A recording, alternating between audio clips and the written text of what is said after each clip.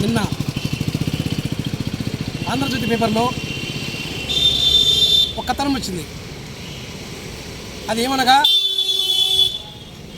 కడప నగరంలోని కొన్ని సర్కిల్లో రాజీవ్ పార్కు సంబంధించి ఐటీ సర్కిల్ ఫుట్పాత్ మీద చిరు వ్యాపారాలు చేసుకునేవాళ్ళు దగ్గర నుండి అమౌంట్ కలెక్ట్ చేస్తున్నారని ఆంధ్రజ్యోతి పేపర్ నుండి మెయిన్ పేపర్లో వచ్చింది. మేమేమంటామంటే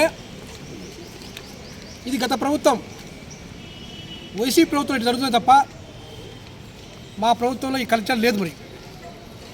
మరి దీనికి ఆద్యం ఎవరు వచ్చారో మరి వాళ్ళు వేరే ప్రైవేట్ వ్యక్తుల నుంచి చేపిస్తున్నారా అనే అనుమానం మాకు వ్యక్తం చేస్తుంది.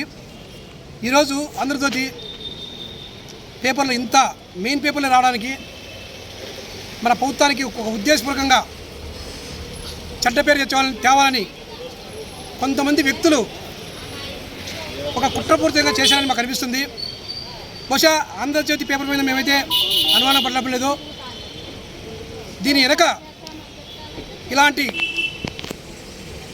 దందా జరగడానికి కారణం ఎవరు, దీని వెనక ఎవరున్నారనే ఉద్దేశంతో మేము ఈరోజు గౌరవ మున్సిపల్ కమిషనర్ కలిసి వినతిపత్రం ఇవ్వడం జరిగింది.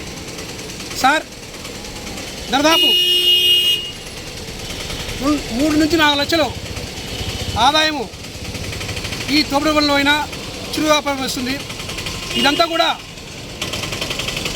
కార్పొరేషన్ ప్రజలకు ఉపయోగపడేలా ఉండాలి తప్ప ప్రైవేట్ వ్యక్తులు పోకూడదనే ఉద్దేశంతోనే ఈరోజు మేము ఆయనకు ఒక రిప్రజెంటేటివ్ ఇచ్చి దీన్ని అరకట్టి దీని వెనక ఉన్నారని చెప్పి ఇలా జరగకుండా చర్యలు తీసుకొని వాళ్ళకు మీ కార్పొరేషన్ ఒక రిసిప్ట్ ఇచ్చి ఆ డబ్బులు పూర్తిగా కార్పొరేషన్ పరిధిలోకి వచ్చి అది ప్రజలకు ఉపయోగపడే చేయాలని ఆయన కోరడం జరిగింది. ఆయన తప్పకుండా మేము దీనిపైన ఎంక్వైరీ చేపిస్తాము. దీని వెనకాల ఎవరున్నా కూడా అవసరమైతే కఠిన చర్య తీసుకున్నాము. ఇలా మీద జరగకుండా మేము సంబంధించిన వారితో ఏ ఏరియా జరుగుతుందో ఆ ఏరియా సంబంధించిన వారితో ఎంక్వైరీ చేయించి చర్యలు తీసుకుంటాము. ఈ చిరు వ్యాపారులకు కూడా మేము గతంలాగే రిసిప్ట్ ఇచ్చి ఆ డబ్బులు కార్పొరేషన్ పరిధిలోకి వచ్చేందుకు ట్రై చేస్తామని ఆయన చెప్పారు. నమస్కారం.